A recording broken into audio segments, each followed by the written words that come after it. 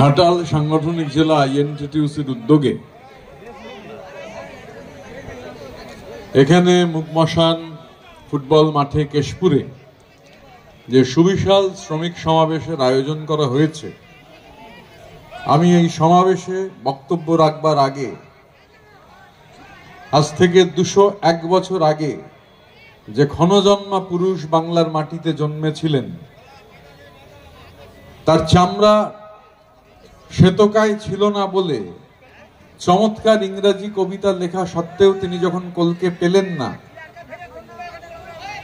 তারপর তিনি বাংলা কবিতা লিখতে শুরু করলেন। আমাদের বাংলার বাঙালির সাহিত্যের অন্যতম শ্রেষ্ঠ সন্তান 1824 সালের 25শে জানুয়ারি, না গো পরিলে অমৃত হ্রদে সেই ধন্য নরকুলে লোকে যারে নাহি ভোলে মনের মন্দিরে নিত্য সেবে সর্বজন। 201 বছর আগে যিনি জন্মেছিলেন, আমরা আজও তাকে বিনম্র চিত্তে স্মরণ করি। আজ থেকে 1000 বছর বাদেও যতদিন বাঙালি থাকবে, মধুসূদনের স্মৃতিচারণা বাঙালি করবে। আমি কিছু বলবার আগে, সভা শুরু করবার আগে মাইকেল মধুসূদন দত্তর অমলিন স্মৃতির প্রতি শ্রদ্ধা জ্ঞাপন করছি। আজকে 25শে জানুয়ারি, দিনটা খুব তাৎপর্যপূর্ণ, কেননা 1950 সালে জানুয়ারি মাসের 25 তারিখ আমাদের দেশের সংবিধানের মূল দুটো যে খসড়া, সেই খসড়ায় আমাদের দেশের গণপরিষদের যারা সদস্য ছিলেন তারা সবাই সই করেছিলেন। তার একদিন আগে জানুয়ারি মাসের 24 তারিখ জনগণ মনকে আমাদের দেশের জাতীয় সঙ্গীত হিসেবে গ্রহণ করা হয়েছিল এবং 1950 সালের 26শে জানুয়ারি ভারতবর্ষ নিজেকে সাধারণতন্ত্র হিসেবে ঘোষণা করে।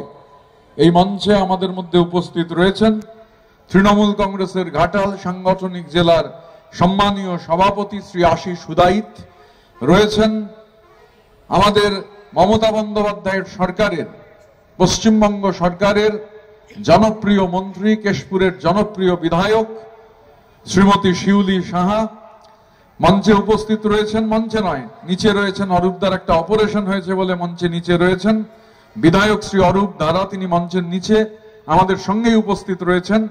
আছেন দাসপুরের সম্মানীয়া বিধায়ক শ্রীমতী মমতা ভূঁইয়া, প্রাক্তন বিধায়ক এবং জেলা তৃণমূল কংগ্রেসের চেয়ারম্যান শ্রী রাধাকান্ত মাইতি উপস্থিত রয়েছেন।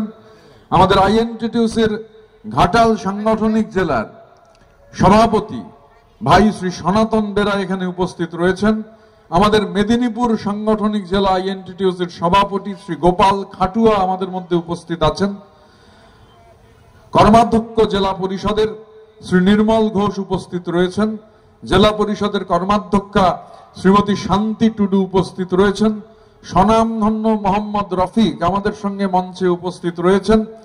মঞ্চে আমাদের সঙ্গে রয়েছেন শ্রী বিকাশ ভূঁইয়া, এখানে রয়েছেন এই আমাদের আইএনটিটিউসির পশ্চিমবঙ্গ রাজ্য কমিটির অন্যতম সম্পাদক শ্রী পার্থ ঘনা, এখানে আছেন আমাদের পিএইচইর ইউনিয়ন রাজ্য জুড়ে সংগঠিত করছে, আমি ওর ভালো নামটা ভুলে যাই, ভোলা বলেই চিনি, ভোলাকে আমি দেখেছি, ভোলা মঞ্চে আছে।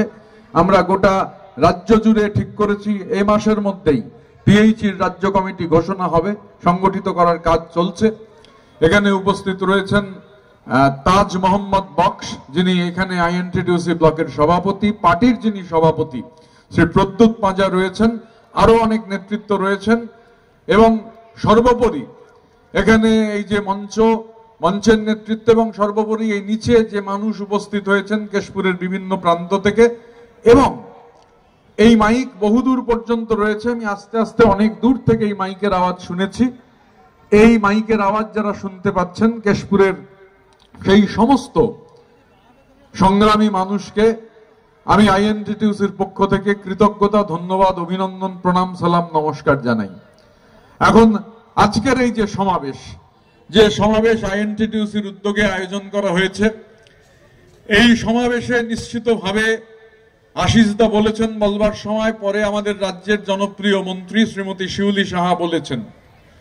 আমি যে কথাটা শুরুতেই আপনাদের বলতে চাই যে দেখুন, আজকে হচ্ছে 25 তারিখ, আগামী 29 এবং 30 তারিখ আমাদের দেশের সরকার বিভিন্ন রাজ্যের শ্রমমন্ত্রীদের দিল্লিতে একটা মিটিং ডেকেছে, হাজির হতে বলেছে। এর পেছনে একটা বড় কারণ রয়েছে। আমাদের দেশে বিশেষ করে শ্রমজীবী মানুষের ওপর যে আক্রমণ বিজেপির আমলে চলছিল, 2020 সালে আমাদের দেশের পার্লামেন্টকে অগ্রাহ্য করে, দেশের পার্লামেন্টে যেহেতু বিজেপির সংখ্যা ছিল, তাই পার্লামেন্টকে সম্পূর্ণভাবে অগ্রাহ্য করে আমাদের দেশের 52 সাল থেকে একের পর এক শ্রমজীবী মানুষের স্বার্থবাহী যে শ্রম আইন, সেই শ্রম আইনগুলোকে 29টা শ্রম আইনকে বাতিল করে দিয়ে বিজেপির সরকার 4টে শ্রম কোড তৈরি করেছিল, আইন করেছিল। সেই শ্রম কোডের মূল কথা ছিল, আমি সেই